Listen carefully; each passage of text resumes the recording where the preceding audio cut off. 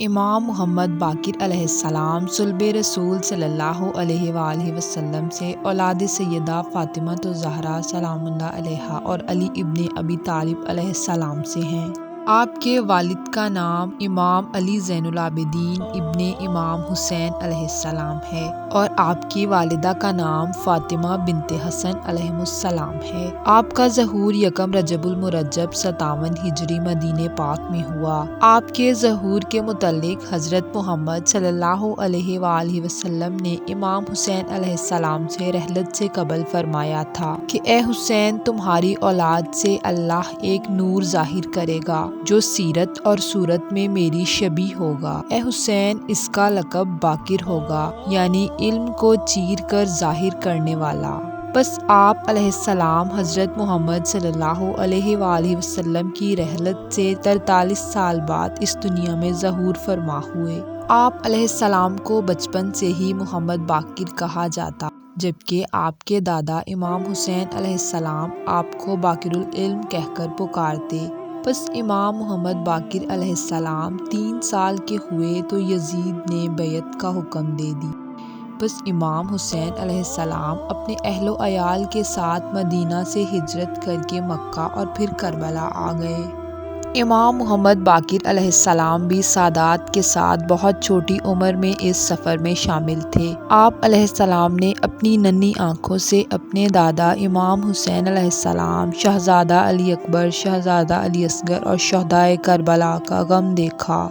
10 محرم کے بعد جب سادات کا لٹا ہوا قافلہ شام کی طرف روانہ ہوا تو آپ کو بھی آپ کے بابا اور سید زادیوں کے ساتھ زنجیروں میں جکڑ کر شام لایا گیا۔ جیسے ہی آپ کوفہ اور شام کے بازار میں آئے تو آپ نے اس ننھی سی عمر میں لوگوں کے طعنے جو باغی کا خاندان کہہ کر آپ کو بلاتے رہے اپنے کانوں سے سنتے رہے۔ زندان شام میں آپ علیہ السلام کے بابا امام علی زین العابدین نے آپ کے سر پر ہاتھ رکھ کر فرمایا، اے محمد، دیکھا اللہ نے ہم سادات کو کیا عزت دی ہے۔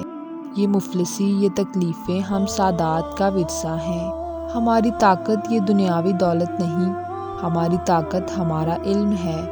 اے باقر، پس تو ہی ہمارے خاندان کے علم سے اس دنیا کو روشن کرے گا۔ یاد رکھنا کہ بڑی عزت کے ساتھ اللہ بڑی ذمہ داری بھی دیتا ہے۔ پس جب سادات کا قافلہ واپس مدینے آیا تو آپ اپنے بابا کی باتوں پر عمل پیرا ہوتے ہوئے لوگوں کو اپنے علم سے بہرہ مند فرمانے لگے۔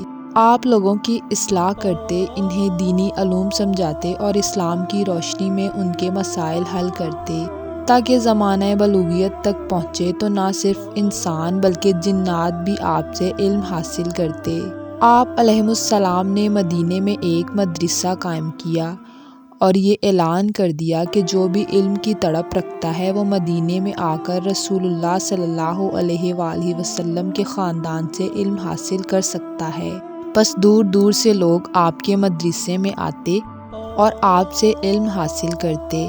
آپ نے انسانوں کو زمین سے آسمان تک، انسانی جسم سے انسانی روح تک، حتیٰ کہ جو علم انسان کی سوچ میں بھی نہ تھے وہ علم سکھائے۔ وہاں کے بڑے بڑے عالم اور بادشاہ آپ کے علم کو ماننے لگے۔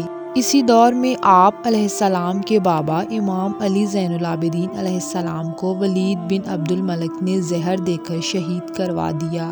آپ اپنے بابا کی جدائی کے سبب خود کو زیادہ مصروف رکھنے لگے۔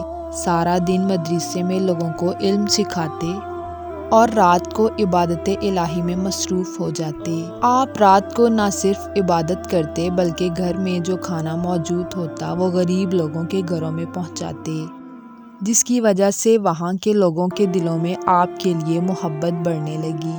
لوگ آپ سے محبت کرنے لگے، آپ کو پکارنے لگے، جس کی وجہ سے حکمران وقت آپ سے مخالفت کرنے لگا کہ حکومت تو میری ہے مگر لوگ ذکر علی اور حسین کے اس پوتے باقر کا کرتے ہیں۔ بس اسی نفرت سے ہشام بن عبد الملک نے آپ کو زہر دلوا دیا۔ آپ اپنے اور سادات کے علم کی ذمہ داری اپنے بیٹے چھٹے امام جعفر صادق علیہ السلام کے حوالے کر کے 7 ذی الحجہ 114 ہجری کو اپنے خالق حقیقی سے جا ملے۔ آپ کی شہادت کے بعد آپ کی نماز جنازہ آپ کے فرزند امام جعفر صادق علیہ السلام نے پڑھائی۔ آپ علیہ السلام کی شہادت پر امام جعفر صادق علیہ السلام زارو قطار رو رہے تھے۔ کسی نے ان سے پوچھا کہ اے امام وقت، شہادت تو آپ کا ورثہ ہے، تو آپ اس قدر کیوں رو رہے ہیں؟ امام جعفر صادق علیہ السلام نے فرمایا کہ میں اپنے بابا کی شہادت پر نہیں رو رہا، بلکہ اس لیے رو رہا ہوں کہ میں دیکھ رہا ہوں کہ میرے ساتھ میرے بابا محمد باقر رو رو کر کہہ رہے ہیں کہ کاش اتنے لوگ میرے دادا حسین کے جنازے پر ہوتے تو ہم اپنے غریب دادا حسین کو بے گور و کفن کربلا چھوڑ کر نہ آتے۔